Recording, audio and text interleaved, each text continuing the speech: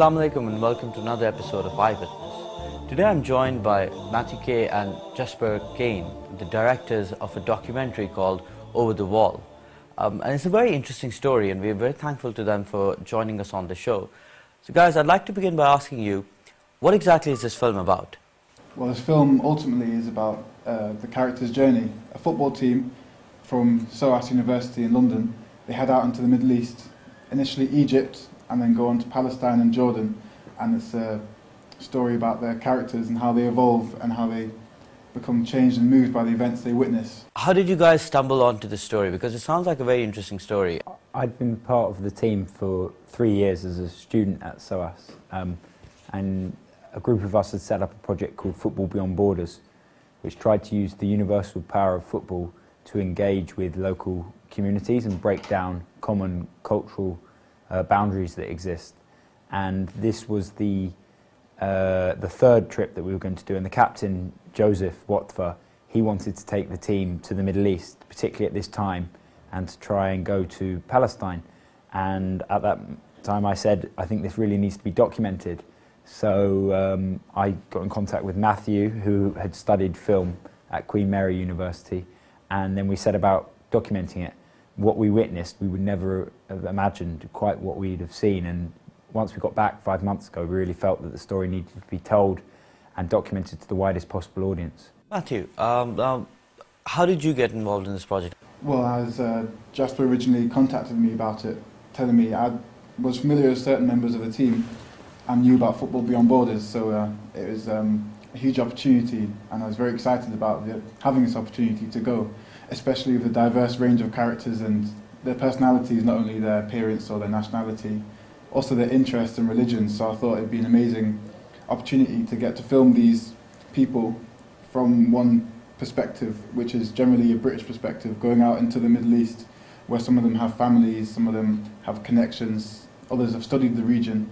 So I thought it'd make for a really interesting dynamic for the documentary. Tell me a little bit more about the composition of your team.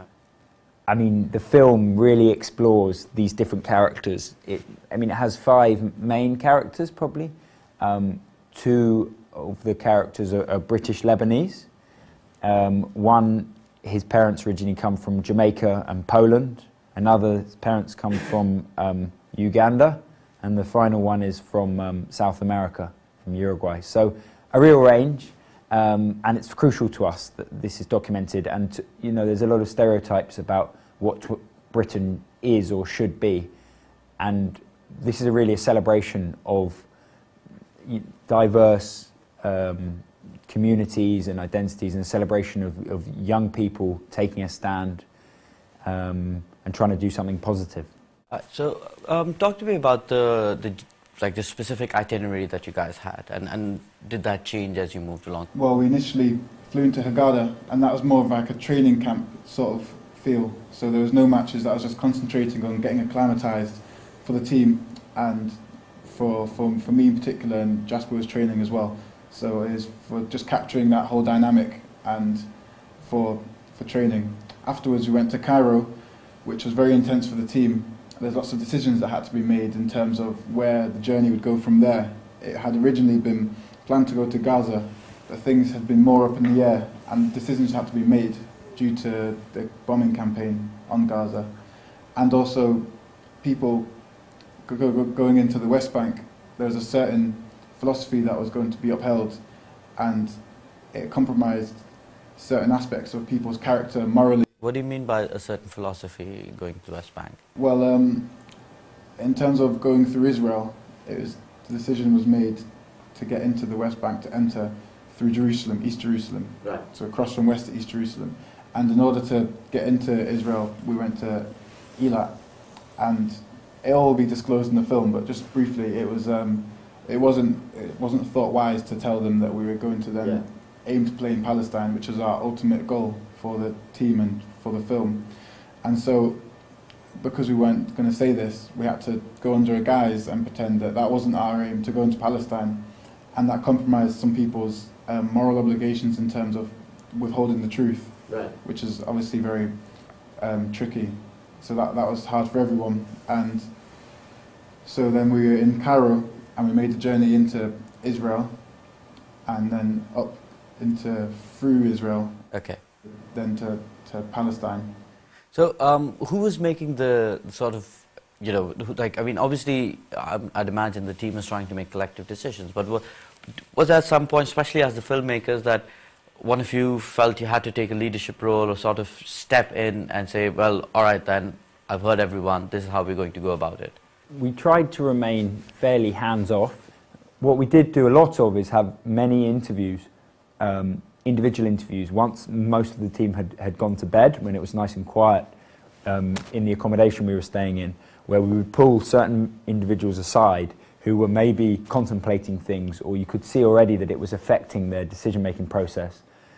And we would pull them in and just have a conversation and try and tease out some of the considerations that were going through their minds. And I think that probably did get them to reflect maybe a little bit more, or at least articulate and crystallise in their minds a little bit more of exactly what they wanted to do. And there was an overarching sense of the team that they'd come so far and that they should follow through with things. Did you have a sense of frustration or your sense of a feeling that this whole thing might just come unstuck anytime? There wasn't a sense of frustration, because even when these decisions were being made, they were very diplomatic and democratic in a sense, where that it was collective and people voted and said their opinions.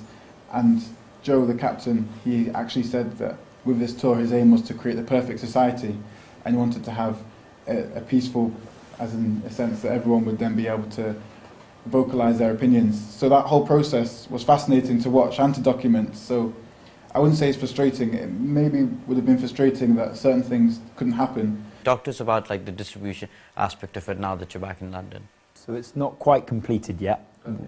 The team donated a little bit of money, startup costs, so we could pay for a professional editor to help us assemble the 110 hours into 1 hour.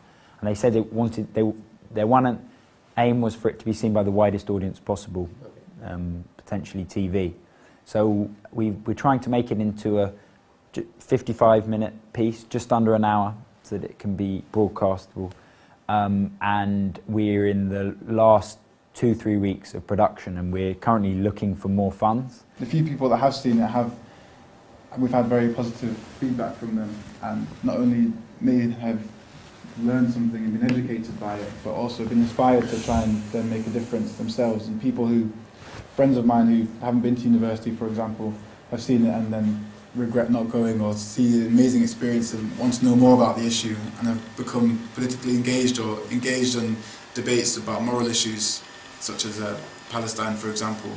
And that's been amazing to see just through the film as a piece that we've created, as an artistic piece that documented this wonderful journey that we all experienced, how that can then affect other people, and then show that. All information you'll be able to get to from the YouTube link. Matthew, Jesper, it was a real honour having you on the show. Very excited about your film. If you would like to help out with the project that they're working on, once again, you'll be able to view the details right at the end of this show. But Over the Wall is the name of the trailer. You can find it on YouTube.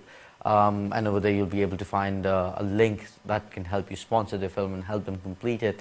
And hopefully it'll be available on television and perhaps on YouTube and all these sorts of video sharing links. It is a very compelling story. It's a very powerful story, and it's a story of great circumstance, where there's this sort of initiative coming out of Britain and finding itself at a great time of political, social, cultural change in the Middle East, and of course bringing together something that unites most of the world, which is the sport of football.